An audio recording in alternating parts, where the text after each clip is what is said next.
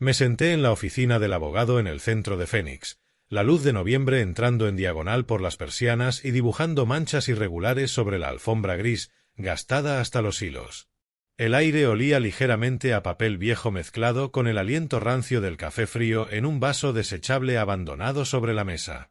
Llevaba la única camisa que aún tenía sin arrugas, las mangas arremangadas por el calor. El sudor seguía bajando caliente por mi columna incluso aunque el aire acondicionado peleaba por mantenerse vivo. Mi nombre es Aaron Michey, tengo 29 años y soy cajero en el Walmart de las afueras de la ciudad. Jamás en mi vida imaginé que un día estaría sentado en una oficina de abogados esperando la lectura del testamento de mi abuelo.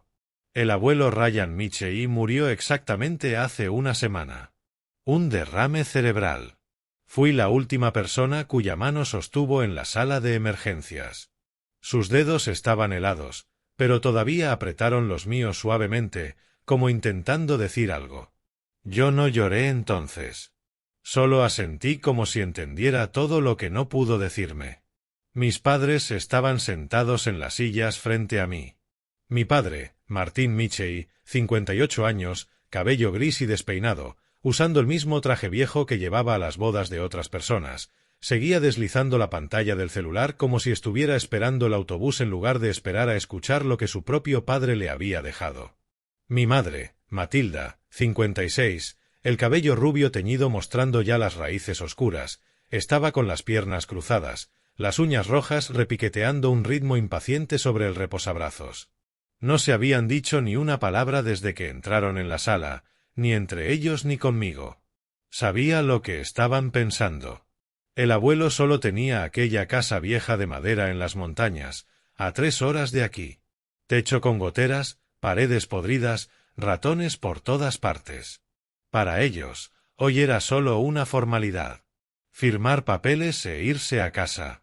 Querían terminar rápido. Yo no. Yo quería escuchar cada palabra, me hubiera dejado algo o no. El abogado, Kenneth Barley, entró, alto, delgado, gafas de montura dorada, voz lenta como si temiera romper el aire. Dejó una carpeta gruesa sobre el escritorio, la abrió, pasó unas páginas y carraspeó. Última voluntad y testamento de Raylen James Michey, ejecutado el 12 de octubre del año pasado, debidamente atestiguado y notarizado. Tragué saliva como pude. Mi corazón latía igual que cuando esperaba en fila para recibir mi cheque de pago. No esperaba dinero.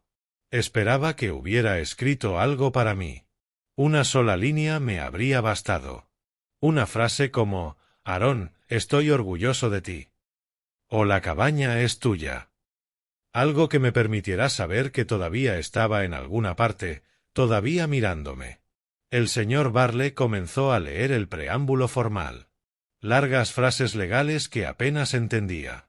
Luego hizo una pausa por un segundo, pero el mundo entero se quedó en silencio. El remanente total del patrimonio, incluidas todas las inversiones, cuentas bancarias, propiedades y cualquier derecho o interés relacionado, con un valor actual estimado de $1.100 millones, se lega en su totalidad a Martin Michey y Matilda Michey como únicos e iguales coherederos. La sala se quedó sin aire, como si alguien hubiera succionado cada molécula de oxígeno. Oí a mi madre jadear, una inhalación aguda e involuntaria, y luego el golpe seco del teléfono de mi padre al caer al suelo. Me giré. Mamá tenía la mano sobre la boca, los ojos abiertos como si fueran a salírsele, lágrimas brillando. No por el abuelo, sino por ese número. Papá se puso de pie de un salto, la silla raspando con un golpe. La cara roja, la boca abierta, pero sin que saliera ninguna palabra. Le temblaban las manos. Y de pronto se echó a reír. Una carcajada ronca, como la de alguien que acaba de ganarse la lotería en plena calle. 1.100 millones, balbuceó, la voz aguda y desconocida, lo cual me sobresaltó. Se volvió hacia mamá. Se abrazaron y saltaron como niños, olvidándose por completo de que el abogado seguía allí, olvidándose de que yo existía. Yo me quedé paralizado. 1.100 millones de dólares. No podía procesarlo. Parpadeé una y otra vez intentando convencerme de que había escuchado mal. El abuelo tenía tanto dinero. Él, que vivía en esa cabaña podrida, que cortaba su propia leña, que comía sándwiches de mantequilla de cacahuate, que me enviaba $200 cada Navidad con una nota diciendo «No se lo digas a tus padres». Todos esos años lo había ocultado. Lo ocultó todo. Pero entonces sonreí. Sonreí de verdad. La primera sonrisa genuina en una semana. Observé a mis padres abrazándose, saltando, lágrimas corriendo por la cara de mamá. Papá riendo tan fuerte que empezó a toser. Sentí alivio. Después de tantos años de pobreza. Después de tantas veces escuchando a papá quejarse porque no podíamos arreglar el coche, o a mamá lamentarse porque no podía comprarse una bolsa de diseñador. Al fin lo tenían. Nunca más pelearían por las facturas. Serían felices. Eso pensé. Hasta que papá se giró y me miró. Esa mirada no era la de un padre que acaba de hacerse millonario. Era la mirada de un desconocido, fría, distante, como si yo me hubiera sentado en la mesa equivocada. Mamá igual. Se secó las lágrimas, se enderezó y sonrió. Pero era una sonrisa engreída. La sonrisa de alguien que acababa de subir un escalón y había dejado a todos los demás abajo. Me miró por un segundo, y en ese segundo vi claramente el desprecio encenderse en sus ojos. Un escalofrío me recorrió la espalda a pesar del calor sofocante. Papá volvió a sentarse, pero ya no era el mismo papá que solía regañarme por comprar Starbucks. Ahora se sentaba erguido, la barbilla levantada, como si aquella silla de cuero se hubiera convertido en un trono. Mamá se alisó el cabello, ajustó el cuello de su blusa, su mirada deslizándose sobre mí como si fuera un repartidor. El señor Barle siguió leyendo las cláusulas menores, impuestos, procedimientos de transferencia, etc. Yo dejé de escuchar. Solo podía oír mi propio corazón y esa certeza helada que empezó a tomar forma en mi mente. Hoy no fue el día en que mis padres se hicieron ricos. Fue el día en que perdí a mi familia. Los miré una vez más. Susurraban emocionados entre ellos, los ojos brillando. Ninguno me miró. Ni un gesto de consuelo, ni un no te preocupes, te ayudaremos. Nada. Solo las sonrisas de dos desconocidos que acababan de heredar una fortuna. Y en el fondo de mi pecho supe que la pesadilla apenas comenzaba. El cambio llegó más rápido de lo que imaginé. Solo una semana después de la lectura del testamento, mis padres se habían transformado por completo. Papá fue el primero en renunciar. Llamó a su jefe desde la sala, con una voz tan fuerte que escuché cada palabra. He terminado. Desde hoy. Su empresa no me necesita, y yo tampoco los necesito a ustedes. Colgó, soltó una carcajada y le dio una palmada a mamá en el hombro. Listo. Desde ahora, soy multimillonario. Mamá renunció al día siguiente. Llegó temprano, tiró su uniforme del restaurante directamente a la basura y declaró, no vuelvo a atender a nadie. Ahora yo soy la jefa. Pasaban todo el día tirados en el sofá, viendo televisión, recorriendo anuncios de casas de lujo y autos deportivos, hablando sin parar de su nueva vida. El dinero ni siquiera había llegado a sus cuentas todavía. El banco aún procesaba el papeleo, pero ellos ya gastaban como si los 1.100 millones les quemaran en los bolsillos. Maximizaron tarjetas, pidieron préstamos puente alegando la herencia inminente, vendieron el coche viejo por casi nada y aparecieron manejando un Mercedes reluciente que papá tocó como bocina de triunfo para que todo el vecindario lo viera. Mamá se lanzó a compras maníacas. Bolsas Louis Vuitton, tacones del mismo diseñador, vestidos de marca, joyas de oro tintineando en ambas muñecas. La casa reventaba de bolsas, cajas de zapatos y montañas de recibos. Comían en restaurantes caros todas las noches, pedían el delivery más costoso, cambiaron la cerveza barata por vino francés. Y la actitud. Dios, era aterradora. Al principio, solo arrogancia. Papá recostado en el sofá, pies en la mesa, proclamando, desde ahora no me inclino ante nadie. Soy multimillonario. Mamá, admirándose en el espejo, acariciando su tinte fresco, una mujer tan preciosa no debería haber servido mesas. ¡Qué desperdicio! Luego empezaron a verme como a un perdedor. una carga que habían tenido que soportar. Mientras tanto, yo seguía trabajando. Seguía entregándole todo mi sueldo a mamá para administrarlo. Pero ahora, cuando lo recibía, se burlaba. ¿Y qué hacemos con estas migajas? Estamos por recibir 1.000 millones. No necesitamos tu cambio de bolsillo. Papá se burlaba cada vez que llegaba con mi uniforme del supermercado. ¿Sigues esclavizándote en ese trabajo muerto? Unos miserables $1 la hora y luego vienes aquí a vivir de nosotros. Muchachos de tu edad son directores ejecutivos que manejan Lamborghinis. Cada comida era un infierno. Papá me insultaba abiertamente. Este muchacho solo sabe escanear compras. Su sueldo ni alcanza para pagar esta cena.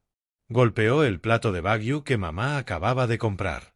Ahora que somos ricos, quizá deberías valerte por ti mismo en vez de chuparnos la sangre. Mamá intervenía, la voz afilada como un cuchillo. Exacto. 29 años y aún viviendo con mamá y papá, trabajando en un empleo basura. La gente de tu edad tiene casas y autos. Y tú, ¡ay, qué decepción! Sacaron a relucir el pasado para mancharme. Gastamos una fortuna en tu universidad y mírate. ¿Para esto? ¿Para escanear códigos de barras? Aunque yo había trabajado en empleos extra para pagar la matrícula. Ellos no aportaron ni un centavo. Solo ocupas espacio y aumentas las facturas. Aunque yo llevaba años pagando cada cuenta. Yo agachaba la cabeza y comía, cada bocado atorándose en mi garganta. Había sostenido esta familia cuando papá estuvo enfermo. Noches enteras cuidándolo. Cada cheque entregado a mamá. Ahora todo estaba borrado, como si nunca hubiera ocurrido. Me miraban como un obstáculo para su nueva vida de multimillonarios. El desprecio crecía cada día. Papá empezó a tomar llamadas en altavoz, deliberadamente fuerte para que yo escuchara. Sí, la nueva casa debe tener al menos 5 habitaciones. ¿Mi hijo inútil? Olvídalo. No le daré ni un centavo. Mamá entró a mi cuarto sin permiso y tiró mis cosas para hacer espacio para las suyas. Podía sentirlo claramente. Me estaban sacando de sus vidas, rebanándome poco a poco. Llegué a temer regresar a casa. Me quedaba hasta tarde en el trabajo inventando horas extra, cuando en realidad me sentaba en el parque mirando las luces amarillas de las farolas, preguntándome qué había hecho para merecer eso. Hasta que llegó ese día. El día que jamás olvidaré. Un viernes. Salí a las 6. El aire otoñal de Phoenix estaba fresco, pero yo temblaba. Conduje mi viejo coche, aún aferrado a la esperanza absurda de que tal vez hoy serían distintos. Quizá me invitarían a celebrar. Quizá dirían, gracias, hijo, por todo lo que hiciste por nosotros. Incluso compré una botella barata de vino, pensando que podríamos abrirla juntos. Pero al doblar en mi calle, lo vi de inmediato. Mis pertenencias, maletas, cajas de cartón, ropa, libros, mi viejo portátil, incluso la foto mía con el abuelo, tiradas en un montón en el césped del frente como basura. Mis camisas recién lavadas estaban en el polvo. El libro que me dio el abuelo tenía la portada rota. Frené de golpe, el corazón martillándome, y corrí. Mis padres estaban en la puerta, brazos cruzados, apoyados en el marco como dos estatuas frías. Papá con una camisa nueva impecable. Mamá llena de joyas recién compradas. Me miraban sin culpa, sin lástima. Solo con indiferencia cruel, como si fuera un intruso. ¿Qué es esto? Balbuceé, temblando. Mamá se encogió de hombros. Tus cosas. Llévatelas. Papá apretó los brazos cruzados, la voz helada. Desde ahora te las arreglas solo. Somos ricos. Ya no vamos a mantener a un parásito. Me quedé congelado. Las piernas me fallaron y tuve que apoyarme en la pared. Papá, ¿qué estás diciendo? Soy tu hijo. Papá soltó una risa burlona, una que jamás había oído en él. Fría. Cruel. ¿Hijo? Eres un mantenido. 29 años y aún viviendo en casa, trabajando en un empleo de nada. Nosotros vamos a vivir como reyes. No hay lugar para ti. Mamá remató, la voz como una navaja. Exacto. Vete donde quieras. Solo estorbas. Vamos a vender esta casa y mudarnos a una mansión. Caí de rodillas recogiendo mis cosas con manos temblorosas. La camisa que me regaló el abuelo para mi graduación estaba llena de lodo. El libro que me dejó tenía la portada arrancada. Quise gritarles, preguntarles si recordaban las noches en que cuidé a papá, los años en que cargué con las deudas. Pero la voz no me salía.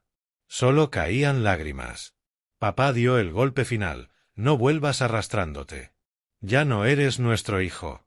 Lárgate. No recuerdo cómo cargué todo en el coche. Cuando me incorporé, ya era de noche. El viento cortaba y yo conduje sin rumbo hasta la medianoche, cuando encontré un motel destartalado en las afueras de Phoenix. Un cuarto de 20 metros cuadrados, paredes descascaradas, cama que rechinaba, baño compartido al fondo del pasillo. Me desplomé en el colchón, la mente hecha nudos. Miré el techo agrietado, escuché a la pareja peleando arriba, el rugido de los tráileres en la autopista y pensé: ¿este es mi nuevo hogar? Yo, Aaron Michey, 29 años, echado de mi casa como un perro sarnoso solo porque mis padres se hicieron ricos. Y sabía que esto no era el final de la pesadilla. Los días siguientes me lancé al trabajo como un loco. Tomé turnos nocturnos, de fin de semana, cualquier turno disponible. El gerente me preguntó: ¿estás bien, Aaron? Pareces un zombi. Fingí una sonrisa. Estoy bien, jefe. Solo necesito el dinero. La verdad era que necesitaba olvidar. Olvidar mis cosas tiradas como basura. Olvidar los ojos helados de papá llamándome parásito. Olvidar la sonrisa de desprecio de mamá diciéndome inútil. En cuanto mi mente quedaba vacía un segundo, esas imágenes volvían y me apuñalaban. Así que trabajaba hasta caer rendido. Hasta llegar al motel y quedarme dormido en cuanto mi cabeza tocaba la almohada, demasiado exhausto para pensar. Vivía de sándwiches y agua de la llave. No me atrevía a gastar ni un centavo extra. Mi teléfono permanecía en silencio. No quería saber nada de mis padres, aunque sabía que jamás llamarían. Estaban ocupados viviendo su vida de reyes. Solo escribí a un par de amigos mintiendo que me estaba mudando y estaba saturado de trabajo. No quería que nadie supiera que me habían echado como a un perro. La vergüenza me aplastaba. Algunas noches me hacía un ovillo, preguntándome qué había hecho para merecer aquello. Los meses pasaron como un borrón sin sentido. Entonces llegó mi cumpleaños número 30. Recordé cómo el abuelo, cuando aún vivía, siempre me llamaba y me cantaba feliz cumpleaños. Desafinando, pero con tanto cariño que su voz ronca a través del teléfono me alegraba todo el día. El año anterior incluso me envió un pastel pequeño con una nota escrita a mano: mi nieto ya es todo un hombre, pero sigue siendo el niñito llorón de antes. Estoy tan orgulloso de ti. Sentado en ese cuarto de motel, sonreí al recordarlo, y luego los ojos me ardieron y la garganta se me cerró. Salí temprano ese día, le pedí al gerente salir a las 3. De camino compré el pastel más barato y pequeño de la panadería, con una velita torcida en el glaseado blanco sin sabor. En la habitación cerré la puerta, corrí la cortina y puse el pastel sobre la mesa hinchada bajo la luz fluorescente parpadeante. Sin amigos, sin familia, sin felicitaciones. Solo yo y ese pastel diminuto, el olor a vainilla barata mezclándose con el moho húmedo del aire. Encendí la vela. La llamita bailó, proyectando sombras en las paredes desconchadas. La observé largo rato y susurré: «Feliz cumpleaños, Aaron Michey. 30 años». Respiré hondo y la apagué. En cuanto la llama murió, algo dentro de mí se rompió. Lloré sin poder detenerme. Caí al suelo frío y solté un llanto como el de un niño perdido. Lloré por la soledad, por la humillación, por el hecho de que jamás imaginé que pasaría mi cumpleaños número 30 así, solo en un motel apestoso, sin un alma a mi lado. Nadie me recordó. A nadie le importé. Incluso mis propios padres me habían tirado como basura en cuanto consiguieron dinero. Lloré hasta vaciarme. Luego quedé tirado en el suelo mirando el techo, mientras los recuerdos pasaban como una película vieja en cámara lenta, cada fotograma doliendo. Antes de que todo se derrumbara, yo tenía una vida totalmente distinta. Una vida tan tranquila y libre que pensarlo ahora me retuerce el estómago de arrepentimiento. Después de graduarme en informática, soñaba con abrir una pequeña empresa, pero no había trabajo, así que tomé el puesto de cajero en el supermercado, ese mismo empleo que ahora mis padres desprecian. En aquel entonces, estaba orgulloso. Alquilaba un estudio pequeño de 15 metros cuadrados en el centro. Limpio, acogedor, con ventanas grandes que dejaban entrar el sol de la mañana. Cada día preparaba café, ponía ya suave y trabajaba en mi escritorio con mi viejo portátil. Por las noches cocinaba espagueti o ensalada de pollo, veía algo en Netflix, caminaba en el parque los fines de semana, leía o me reunía con amigos para una cerveza. Mi salario no era alto, unos 3.000 al mes, pero vivía frugalmente y pagaba todo yo mismo. Sin deudas, sin presiones. Paz. Libertad verdadera. Pensé que viviría así para siempre. Solo pero feliz, sin cargar a nadie, sin ser juzgado por nadie. Y entonces una tarde, todo terminó con una sola llamada. Estaba en el supermercado escaneando compras cuando mi celular vibró sin parar. ¿Mamá? Su voz salió distorsionada por el pánico. Aarón, tu papá tuvo un infarto. Está en urgencias. Ven rápido, por favor. Dejé todo tirado y corrí al coche sin avisar al gerente ni a nadie. En el camino intenté llamar de nuevo, pero mamá no contestaba, solo dejaba mensajes llorando. Mi corazón golpeaba, el sudor me corría, mi mente imaginando lo peor. Pasé semáforos en rojo, toqué el claxon como loco, rezando para llegar a tiempo, rezando para que papá siguiera vivo. Corrí a la sala de emergencias. Mamá estaba tirada en el suelo del pasillo, el cabello enmarañado, la cara manchada de lágrimas y mocos. Cuando me vio, se lanzó a mis brazos llorando. «¿Tu papá? Casi muere». La abracé con el pecho aplastado por el dolor. Hablé con las enfermeras. Luego el doctor me llamó aparte. Gracias a Dios, papá había estabilizado. Un infarto leve. Tendría que quedarse unos días en observación, medicamentos caros, quizá un stent si se repetía. No lo dudé. Tomé licencia sin sueldo, vacié mis ahorros para pagar las primeras cuentas. Miles desaparecidos en días. Trabajaba por las mañanas y por las tardes corría al hospital, sentándome junto a su cama, limpiando su cara, dándole de comer papilla mientras las máquinas respiraban a su lado. Mamá se sentaba en una esquina, pálida, murmurando: «Estamos acabados. ¿De dónde sacaremos el dinero?». Yo nunca me quejé. Solo quería que papá viviera. Pasé noches en vela, los ojos rodeados de ojeras negras, pero sonreía cuando despertaba y me veía. «Estoy aquí, papá. ¿Estás bien? Yo me encargo de todo. Solo descansa». 3 semanas después le dieron el alta. El doctor fue claro: cuidados las 24 horas, presión 3 veces al día, medicinas puntuales, dieta estricta, 0 estrés. Mamá se puso blanca como una sábana. Me llevó al pasillo, me agarró las manos con los dedos temblando y me rogó llorando: «No puedo, Aarón. Tengo miedo. Trabajo y no soy fuerte. Por favor, vuelve a casa. Ayúdame. Te lo ruego». Temblaba. La miré. Luego miré a papá en su silla, tan frágil que me partió el alma, su voz débil llamándome. Mi voluntad se derritió. «Está bien. Me mudaré. Te ayudaré a cuidarlo». Y así renuncié a la vida independiente que amaba. Avisé en el estudio, empaqué mis cosas y regresé a la casa vieja, la misma de la que juré escapar cuando era niño porque estaba llena de gritos y frialdad. Pero el amor fue más fuerte que la razón. Me dio pena la enfermedad de papá. Me dio pena la impotencia de mamá. Desde ese día me convertí en el único pilar de la familia, arrastrándolos como un buey bajo el yugo. Trabajaba todo el día, volvía para cocinar la sopa sin sal de papá, tomarle la presión, recordarle las pastillas, escucharlo hablar del pasado. Dormía en el sofá frente a su habitación, despertándome con cada tos o cada movimiento. Los fines de semana tomaba turnos nocturnos en otro supermercado para pagar los suplementos y vitaminas caras que el doctor exigía. Entregaba todo mi sueldo a mamá diciendo: «Guárdalo para los gastos de la casa». Ella asentía, los ojos brillando. «Buen chico. Mamá lo administrará». Y desde entonces rara vez volví a ver $1 mío. Mi vida se volvió asfixiante. Incluso lo mínimo requería permiso. Necesitaba zapatos porque los míos estaban rotos. Mamá negó con la cabeza. Aún no. El dinero es para las medicinas de tu padre. Quería tomar un café con un amigo. ¿Por qué malgastar dinero? Me detuvo. Una vez la empresa organizó una fiesta de fin de año. Dudé horas antes de preguntarle, «Mamá, ¿podría darme unos $? Para ir?» «Solo unas decenas. Todos van».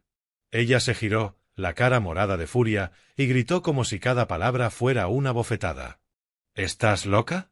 ¿De dónde crees que sale el dinero? Tu padre está gravemente enfermo, gastamos miles al mes en medicinas, ¿y tú quieres salir de fiesta? Ingrata, completamente inútil». Su saliva me voló a la cara mientras gritaba a través de la casa. Me quedé inmóvil, el dolor ahogándome, las lágrimas queriendo salir, pero las contuve. Para ella, gastar unas pocas docenas de dólares ya me hacía extravagante, desagradecida. Papá poco a poco se recuperó, pero siguió tan gruñón como siempre. Peor incluso, porque la enfermedad lo había vuelto irritable. «La sopa está insípida», gruñía. Olvidé sus cigarrillos, aunque el médico se los había prohibido, rugía. «Niña inútil, buena para nada», bramaba, aunque yo cargaba con cada responsabilidad, medicinas, servicios, cuentas, todo sobre mis hombros. Me mordía la lengua y aguantaba, sin responder jamás. Trabajaba como un animal, dormía como los muertos, existía como una sombra en la casa donde crecí. Pero nunca dijeron gracias. Ni una sola vez me miraron con orgullo o gratitud. Solo quejas, solo miradas de desprecio cuando llegaba tarde con el uniforme arrugado y oliendo a sudor. Dolía más de lo que podía expresar haber sacrificado todo, mi libertad, mis sueños, mi dinero, mi salud, mi juventud, solo para evitar que esta familia se desmoronara. Y jamás miraron atrás. Jamás reconocieron lo que hice. Me trataron como a una sirvienta que habla, una herramienta útil solo en tiempos difíciles. Y ahora que tenían dinero, me tiraron sin pensarlo 2 veces. Entonces me golpeó la verdad, nunca me habían visto realmente como su hija. Solo fui una herramienta para ellos. Me tendí en el suelo frío del motel, dejando que las lágrimas cayeran otra vez en silencio. El pequeño pastel se había derretido desde hacía mucho, convertido en un charco. La vela se había apagado horas atrás. Tenía 30 años, pero sentía que había vivido 100 años de dolor y 100 años de soledad. Me pregunté, «Abuelo, ¿puedes verme? ¿Dónde estoy ahora, sola en este mundo?» Pero al menos seguía viva, seguía respirando y aferrándome al hilo más delgado de esperanza de que algún día la vida fuera un poco menos cruel conmigo. Me incorporé, me limpié la cara con la manga de mi camisa sucia y miré el pastel arruinado sobre la mesa.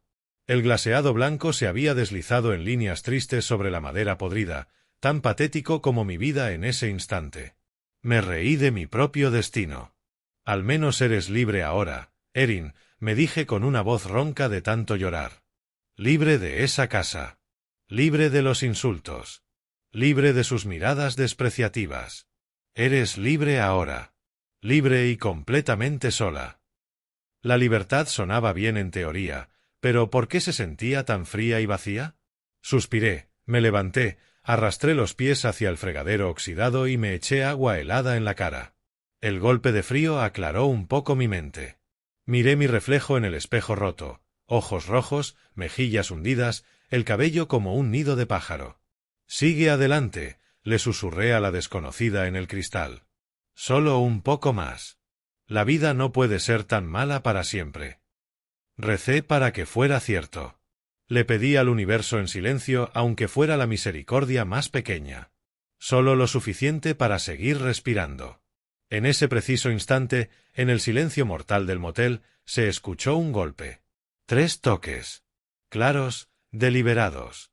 Me congelé, el corazón golpeando mis costillas. ¿Quién podía ser? Casi eran las 10 de la noche. Nadie sabía que estaba aquí. Ni amigos, ni compañeros de trabajo, ni mis padres. Imposible. Me habían borrado de sus vidas. Quizá el dueño del motel queriendo cobrar la renta. Tragué saliva, caminé en puntas hasta la puerta y miré por la mirilla oxidada. Un hombre alto y delgado, traje negro, gafas de montura dorada, estaba en el pasillo tenue. Era Kenneth Barley, el abogado del abuelo, el mismo que había leído el testamento meses atrás. Abrí la puerta, tan atónita que apenas podía hablar. Señor Barley, ¿cómo me encontró? Él sonrió con profesionalismo, pero no con frialdad. Erin, me tomó un tiempo, pero encontré el lugar correcto. ¿Puedo pasar? Debo entregarte algo personalmente hoy, justo hoy. Me hice a un lado y lo dejé entrar a la miserable habitación. Entró sin fruncir el ceño, aunque el olor a humedad y desorden debió golpearle de inmediato. Se sentó en la única silla de plástico, colocó su portafolio pulido sobre la mesa, lo abrió y sacó un sobre blanco grueso, sellado con cera roja que llevaba el pequeño emblema de águila del abuelo. Aquí, dijo, deslizándolo hacia mí. Raylan me instruyó a entregarte esto solo a ti. El día exacto en que cumplieras 30 años. Ni un día antes ni un día después. Y nadie más debía saberlo. Ni siquiera tus padres. Mi corazón dio un vuelco. Mi cumpleaños. El abuelo lo había recordado. Incluso después de morir. Tomé el sobre con las manos temblorosas.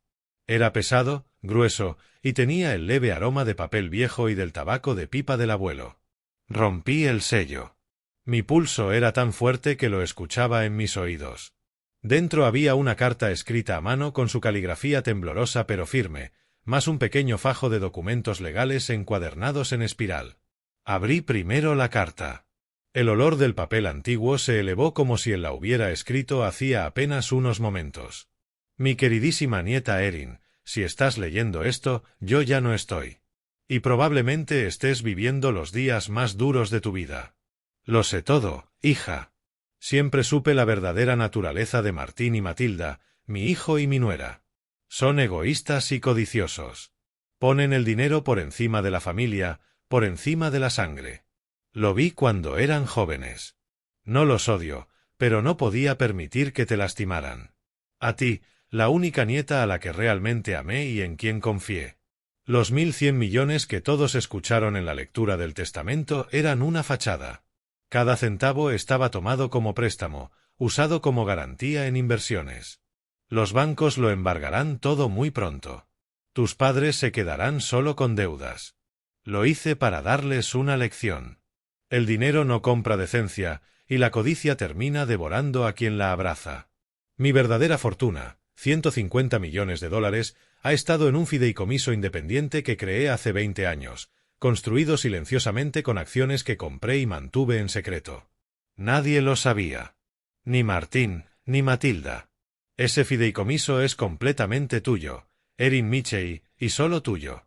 Porque fuiste la única persona que vi con un corazón realmente bueno, con la nobleza y la fuerza para usar ese dinero con sabiduría. Mereces ser feliz.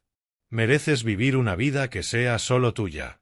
El fideicomiso se activa hoy, en tu 30º cumpleaños. Considéralo el regalo de cumpleaños más grande que te he dado. Estoy tan orgulloso de ti, Erin. Fuiste la mayor alegría de mi vida. Con amor para siempre, abuelo Raylan. Leí cada palabra con lágrimas corriendo. Las manos me temblaban tanto que el papel vibraba. Revisé los documentos del fideicomiso. Primera página. Beneficiaria única, Erin Michey. Fecha de activación, hoy. Balance, $150 millones. La firma del abuelo en todas partes, con las notarizaciones del señor Barley. Levanté la vista. Los ojos del abogado estaban rojos. Asintió. Todo es completamente legal, Erin. Desde este momento eres la única heredera. Los bancos transferirán lo que necesites cuando lo necesites. Raylan planeó cada detalle hace años.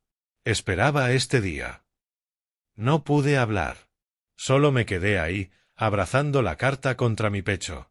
El abuelo, la única persona de mi familia que realmente me había visto, entendido, amado, me había protegido hasta su último aliento. No solo me salvó con dinero. Me salvó con lo único que nadie más me había dado jamás, amor incondicional. El señor Barley se quedó unos minutos más y luego se marchó. Era tarde. Me quedé en la habitación del motel tan silenciosa que podía escuchar el goteo del baño roto. Apreté la carta contra mí como si fuera el propio abuelo. Los documentos del fideicomiso estaban a un lado, pero ni siquiera podía procesar los 150 millones. Solo existía la carta, su letra temblorosa y el olor a tabaco. Los recuerdos de la infancia me golpearon como una vieja película proyectándose cuadro por cuadro. Risas, lágrimas, viento golpeando la cabaña de montaña del abuelo. Mi familia nunca fue pobre. Papá tenía un trabajo de oficina. Mamá era mesera. Teníamos lo suficiente para comer y a veces algo para juguetes. Pero la casa siempre estaba fría. No de clima, de espíritu. Incluso de niña comprendía lo que era sentirse sola dentro de 4 paredes. Papá Martín siempre estaba ocupado. Trabajo, amigos, bebida. Al llegar a casa se dejaba caer en el sofá, veía la televisión y explotaba por cualquier cosa. Le encantaban las comparaciones. Yo contra la hija de la vecina, contra la niña del compañero, contra alguna desconocida. Esa niña saca puros 10 y juega fútbol como profesional. Tú solo das problemas, gritaba. No importaba cuánto me esforzara. Nunca era suficiente. Recuerdo llevarle un boletín lleno de 10, radiante. Él lo miró un segundo. ¿Eso es para presumir? La niña de al lado saca 10 con honores y toca el piano. Me quedé ahí, con el papel temblando en mi mano, sintiendo una bofetada sin que nadie me tocara. Aprendí a no mostrar mis logros. Aprendí silencio. Mamá era distinta. No gritaba tanto, pero era más fría. Pocas palabras, pocas sonrisas, casi ningún abrazo. No recuerdo el último que me dio. Tal vez cuando era muy pequeña. Llegaba agotada del restaurante, irritada por los clientes groseros y las propinas escasas. Cuidarme era una obligación. Comer, dormir, estudiar. Ese era todo nuestro diálogo. Nunca preguntaba si era feliz, si sufría bullying, si me gustaba cierta comida. Yo era un fantasma en mi propia casa. La memoria más clara es de cuando tenía 8 años. Un evento escolar bajo lluvia torrencial. Todos los demás niños se iban con sus padres. Yo me quedé bajo el alero con mi impermeable empapado, abrazando la mochila. 1 hora. 2 horas. Tiritando, hambrienta, sin llorar. Cuando por fin llegaron, casi 3 horas tarde, corrí hacia ellos esperando un abrazo. Una disculpa. En vez de eso, papá bufó, ¿por qué no caminaste a casa? Eres lo suficientemente grande. Mamá suspiró, la próxima vez toma el autobús. Estoy ocupada. Subí al asiento trasero, bajé la ventana y dejé que la lluvia golpeara mi cara para que las lágrimas se confundieran con ella. Desde entonces aprendí a regresar sola, a resolverlo todo sola, a curarme yo misma. En aquella infancia gris solo había un rayo de luz, el abuelo Raylan. Él era el único que realmente me veía. Cada fin de semana, como reloj, su vieja camioneta se detenía frente a la casa, tocaba 2 veces. Yo salía corriendo antes de que mis padres pudieran decir algo. Él sonreía con su voz ronca, ¿dónde está mi niña? Súbete. Durante 2 días escapaba de la casa helada. Su cabaña en la montaña, a 3 horas de Phoenix, era mi paraíso. Techo con goteras que él mismo parchaba. Paredes que volvía a pintar. Ratones que atrapaba. Para mí era más cálida que cualquier mansión. Cocinaba para mí, carne a la parrilla ahumada, puré de papa de su huerto, galletas torcidas pero deliciosas. Contaba historias, sus días en el ejército, cómo conoció a la abuela, cómo vivió una semana solo con pan seco. Me enseñó a arreglar motores, construir mesas, cultivar tomates y apio. Uno debe sostenerse sobre sus propios pies, Erin, decía con las manos negras de grasa y los ojos brillando. Me preguntaba todo, ¿hoy estás feliz? ¿Qué quieres que cocine el abuelo? ¿Alguien te molesta? Yo me encargo. Recordaba que me gustaba el helado de vainilla sin azúcar, que le tenía miedo a la oscuridad, así que me dejaba una luz encendida, que mi cumpleaños era ese día exacto. Incluso cuando mis padres lo olvidaban, él me abrazaba fuerte, con olor a tabaco y pino. Me dormía en su hombro frente a la chimenea mientras él cantaba desafinado, sintiendo una seguridad que jamás sentí en mi propio hogar. Mientras crecí, la indiferencia de mis padres se volvió más evidente. Nunca preguntaron sobre la escuela, nunca les importó si tenía novio, nunca celebraron mi aceptación universitaria.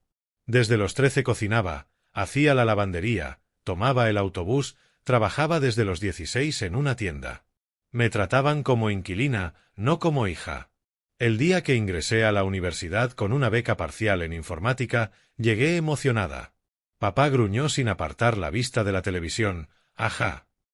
Mamá dijo, bien. Págalo tú. Nada de abrazos. Nada de cena especial.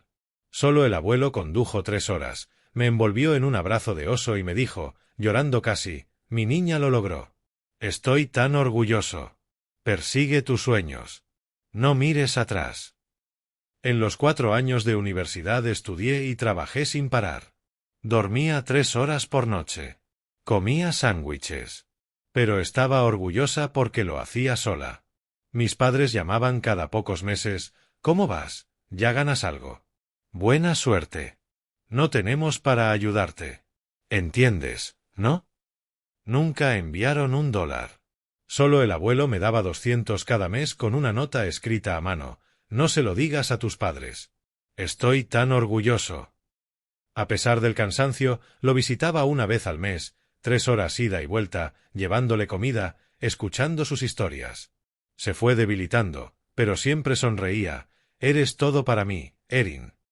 El día que murió, yo estaba en la caja del supermercado cuando mamá llamó, con la voz quebrada. El abuelo había tenido un derrame. Corrí al hospital como loca. Llegué primero. Ahí estaba él, conectado a máquinas, con la mano fría pero apretando la mía. Susurró, Erin, estoy orgulloso de ti. Vive bien. Me quedé con él, llorando en silencio. Se fue minutos después, su mano aún en la mía. Ahora, en esa habitación de motel, abrazando la carta que escribió antes de morir, cada recuerdo me partía en 2. Lloré por una infancia sin calidez. Por años de soledad obligada. Por no haberle dicho cuánto lo amé. Pero también sonreí entre lágrimas porque entendí finalmente, el abuelo fue el único que vio mi valor. El único que me amó sin condiciones. Sin comparaciones. Sin abandono. Él me salvó. No solo hoy. Desde hace mucho. Los días siguientes viví como en un sueño, bello y aterrador. Me fui de ese motel después de una semana y me mudé a un pequeño pero limpio departamento en el centro de Phoenix. Ventanas grandes que tragaban la luz, cocina equipada, un colchón tan suave que la primera noche dudé que fuera mío. El señor Barley se encargó de todo: activar el fideicomiso, transferir fondos, asesorar inversiones para que el dinero creciera sin perder demasiado en impuestos. 150 millones. El número seguía mareándome cada vez que revisaba la cuenta. No me volví loca comprando cosas. Solo lo esencial, ropa nueva, un coche usado pero confiable, y retomé mi sueño enterrado: aprender programación. Tomé cursos en línea, compré una laptop de alta gama y programaba horas sin preocuparme por la renta o la comida. Por primera vez en mi vida, podía respirar.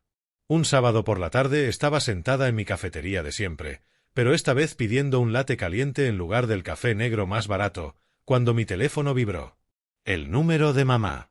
Lo miré por un largo rato, con el corazón latiendo fuerte. ¿Cuánto tiempo había pasado desde la última llamada o mensaje? Y ellos mismos habían dicho que ya no era su hija. Casi colgué. Pero algo dentro de mí presionó contestar. Erin, hija, sálvame. La voz de mamá llegó distorsionada, llorando, en pánico total.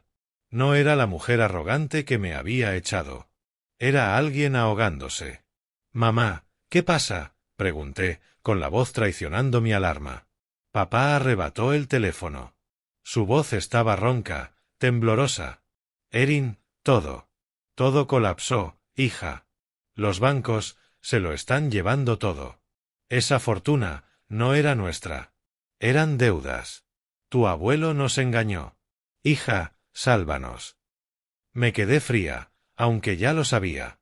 En medio de aquella cafetería cálida, con música suave y olor a pan tostado, el mundo se oscureció.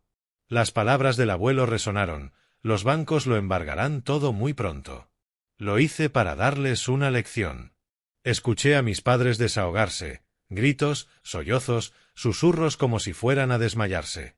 En un solo mes habían despilfarrado como si el dinero creciera de los árboles. Mercedes nuevos, 2 semanas en Hawái, bolsas de diseñador, un Rolex, fiestas interminables, presumiendo por todos lados que por fin eran ricos.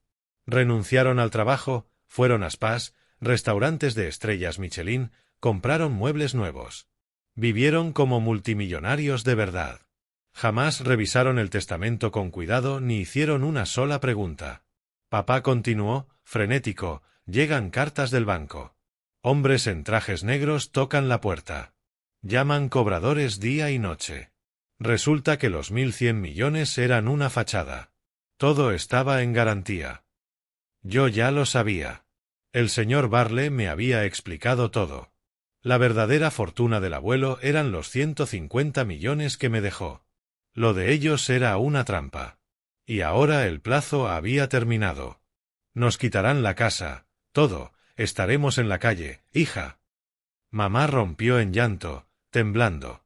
En pocos meses pasaron del paraíso al infierno. De presuntuosos millonarios a deudores sin un centavo. Los imaginé rodeados de sus compras de lujo, pálidos leyendo cartas bancarias.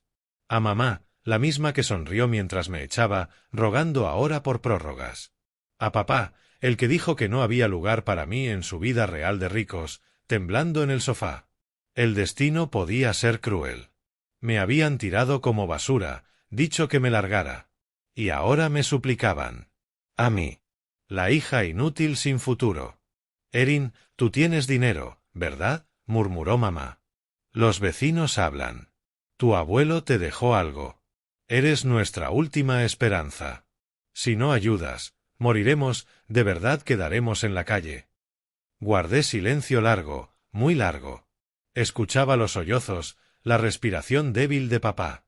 Una parte de mí quería reír histéricamente. Quería decirles: ahora sí se acuerdan de mí. Quería colgar. Pero no pude. Algo en mí, sangre, deber o años de aguantar, no me dejó. Necesito tiempo para pensar, dije. No hay tiempo, hija, gritó mamá. El banco viene mañana. Sálvanos, por favor.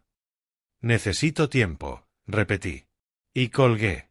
Me quedé en la cafetería, sintiéndome completamente sola. Mi mano temblaba tanto que derramé el latte. Pagué y salí.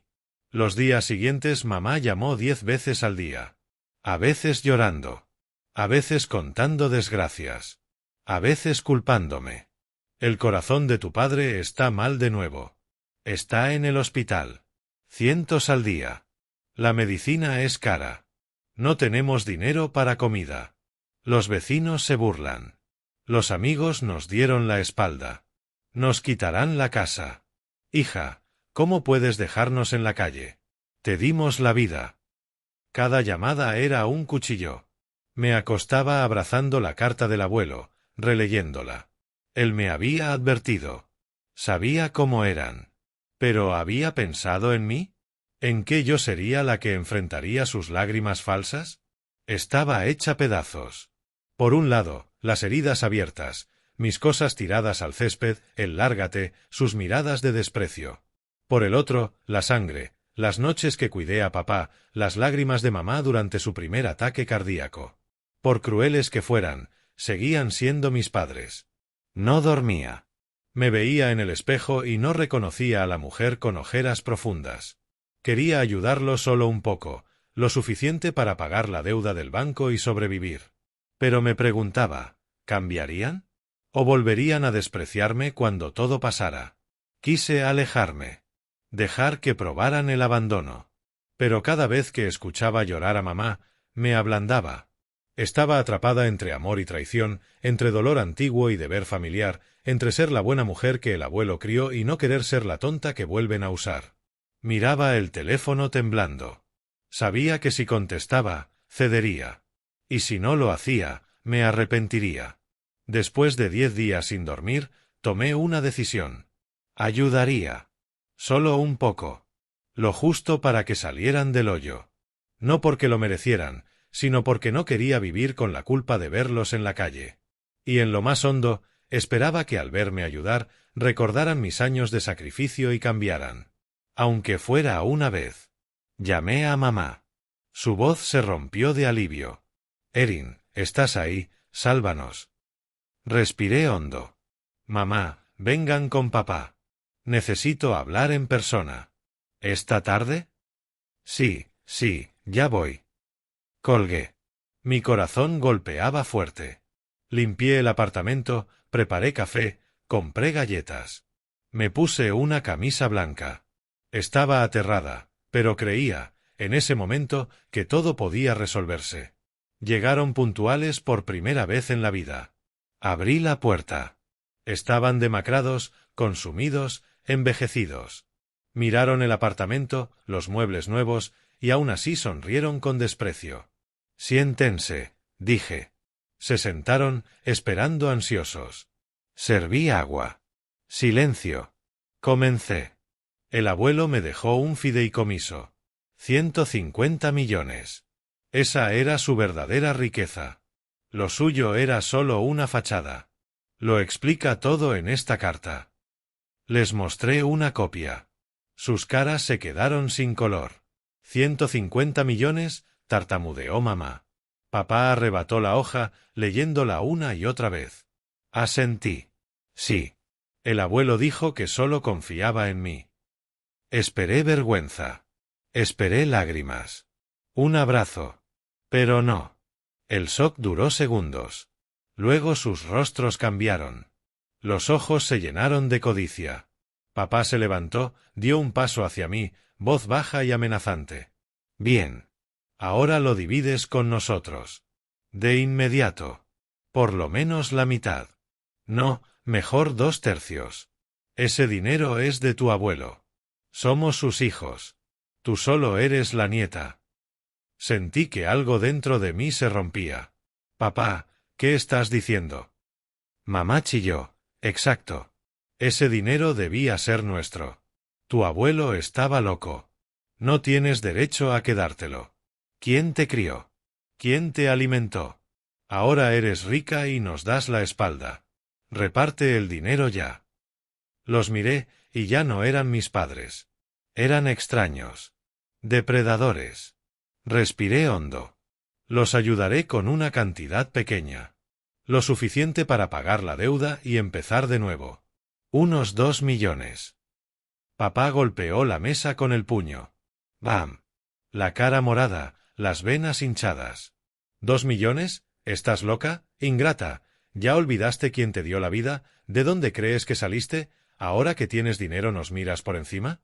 Danos al menos 100 millones, o no me hago responsable de lo que pase. Mamá gritó. Sí, tú eres el codicioso. Monstruo desagradecido. Nosotros somos los herederos legítimos.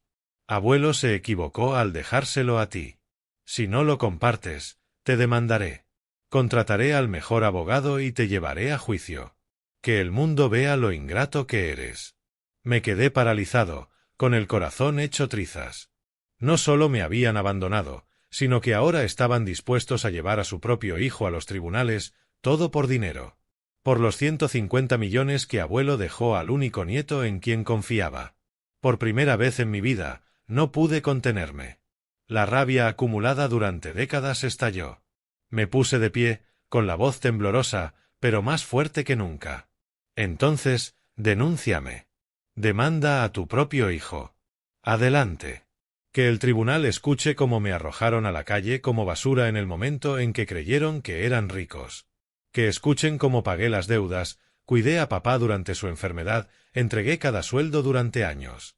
Que escuchen cómo olvidaron mis cumpleaños, cómo me dejaron esperando bajo la lluvia cuando era niño, cómo me trataron como un sirviente. Ahora que están en quiebra, vuelven rogando. Y en el instante en que ven que tengo dinero, lo exigen como ladrones. Ya no son mis padres. Solo son dos monstruos codiciosos y egoístas que me repugnan. Grité todo lo que había guardado. Las lágrimas corrían por mi rostro y no las limpié. Mis padres se quedaron rígidos, con el rostro pálido. Señalé la puerta. Fuera de mi casa ahora mismo. Nunca regresen. Papá tartamudeó algo. Mamá abrió la boca para maldecir, pero yo rugí. Fuera. Fuera de mi vida. Se arrastraron hasta la puerta. Papá se giró, gruñendo. Te arrepentirás. No dejaré que te salgas con la tuya. Mamá aulló. Bestia desagradecida. Dios te castigará. La puerta se cerró de golpe. Me quedé allí jadeando, temblando por completo. Luego me desplomé en el suelo y sollocé. Por primera vez, lo vi claramente, ellos nunca podrían cambiar. El dinero solo reveló su verdadera naturaleza, y esa naturaleza era crueldad sin fondo. Sentí frío hasta los huesos por mis propios padres. Supe que, de ahora en adelante, era verdaderamente un huérfano. Los días que siguieron fueron una nueva pesadilla. Esta vez no dolor silencioso, sino cuchillos públicos clavándose desde todas direcciones. Apenas unas horas después de que dejaron mi apartamento, mi teléfono comenzó a vibrar sin cesar. Mensajes, llamadas, notificaciones de redes sociales llovían sobre mí. Primero vino mi tía, la hermana menor de mamá, gritando por el altavoz. Aarón, desagradecido. Abuelo dejó la fortuna para tus padres y tú lo robaste todo, dejándolos en la calle. Me da vergüenza tener un sobrino como tú. Colgó antes de que pudiera responder. Luego, mi tío, primo de papá, envió un muro de mensajes. Bastardo. Tus padres te criaron y ahora los dejas ahogar en deudas y enfermedad mientras tú vives a tus anchas. Animal. Mamá publicó un largo mensaje en su página personal con una foto antigua de papá en la cama del hospital.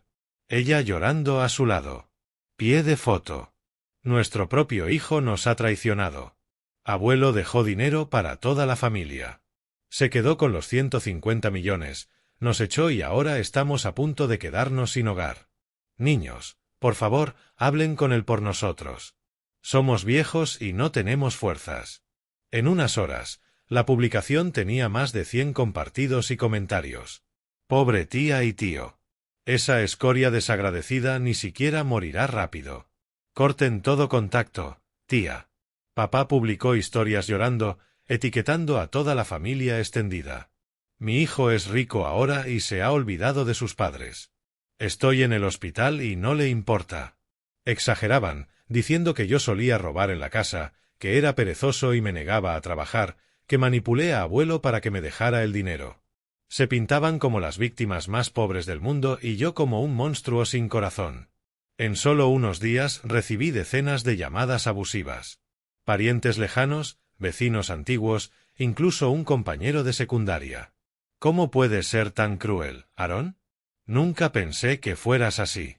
Rata desagradecida como tú merece morir. Si te veo, te golpearé hasta dejarte inconsciente. Bloqueé a todos, pero cada vibración hacía que mi estómago se contrajera. No podía dormir, ni comer, solo me acurrucaba en mi apartamento mirando por la ventana, preguntándome qué había hecho para que todo el mundo se volviera contra mí. Pero guardé silencio. Sin explicaciones, sin réplicas. Recordé las palabras de abuelo. Un hombre justo no necesita dar muchas explicaciones, Aarón. La verdad hablará por sí misma. Creí en eso. Discutir ahora solo avivaría el fuego, me haría ver a la defensiva. Aguanté, aunque cada calumnia cortaba como cuchilla. Luego llegó la víspera de Navidad. Como en años anteriores, la familia extendida aún celebraba en la casa del tío mayor, la más grande del clan. Luces parpadeantes, árbol que rozaba el techo, mesa cargada de pavó, tronco de Navidad, vino añejo. El tío había enviado un mensaje temprano. No importa qué pase, sigues siendo mi sobrino. Ven a Navidad. Dudé varios días, pero fui. Quería enfrentarme a ellos una última vez y quería que abuelo, si nos miraba desde algún lugar, supiera que no me escondía. Llevé camisa blanca y pantalón elegante, conduje por la fría noche invernal de Arizona hasta la casa iluminada. La risa se escuchaba desde lejos. Entré. Aire a pino y canela. Campanilla sonando suavemente. Todos giraron la vista. Los ojos pasaron de sorpresa a hielo. Susurros comenzaron. Forcé una sonrisa, saludé a algunos. Entonces aparecieron mis padres desde el cuarto trasero. Se abalanzaron como si me hubieran estado esperando. Mamá se apoyó en el hombro de una tía. Ahí está, hermana. El desagradecido. ¿Quién sabe por qué vino? Papá gritó a lo largo de la sala. Esto ya no es mi hijo. Lo reniego desde ahora. Robó el dinero de abuelo y nos arrojó a la calle. El salón quedó en silencio. Luego los susurros aumentaron. Miradas de sospecha, desprecio, distancia. Una prima menor miró fijamente y se giró. Estuve en la sala más cálida del año, pero me sentí más frío que nunca. Soporté cerca de una hora la difamación abierta, los murmullos de tías y tíos, las risitas al pasar. Pero cuando mamá lanzó su tercer llanto histérico, voz aguda reclamando. Nos echó. Ni un centavo tenemos. Exploté. Me puse en el centro de la fiesta, voz tranquila pero lo suficientemente fuerte. Todos, ¿puedo decir unas palabras? Silencio total. Respiré hondo y conté la verdad. Todo lo que entregué durante años a mamá, las noches junto a la cama de papá, las veces que me llamaron inútil mientras sostenía a la familia. La lectura del testamento, ser echado como basura al creer que eran ricos. La carta de abuelo entregada en mi cumpleaños número 30. El verdadero fideicomiso, la trampa que estableció para enseñarles una lección. Saqué la carta original, la letra temblorosa pero clara de abuelo, y la leí en voz alta, palabra por palabra. Como conocía su verdadera naturaleza, el supuesto millardo colateralizado, los 150 millones dejados solo para mí porque confiaba en mi corazón honesto. La sala se congeló. Solo crepitaba la chimenea. Luego, un tío rompió en sollozos. Una tía se cubrió la boca, lágrimas corriendo. Otro tío miraba al suelo. Una tía abuela corrió a abrazarme, sollozando. Mi niño, perdón. Creí en las mentiras. Has sufrido tanto. Otros comenzaron a hablar, volviéndose contra mis padres. ¿Cómo pudieron tratar así a su propio hijo? Son codiciosos y crueles. Ya lo han perdido para siempre. Mis padres quedaron pálidos y temblorosos. Mamá intentó protestar. No es como dice, abuelo. Pero su voz se quebró en nada. Papá bajó la cabeza, incapaz de mirar a nadie. Sus excusas débiles fueron silenciadas de inmediato. La sala estalló, no contra mí, sino en mi defensa.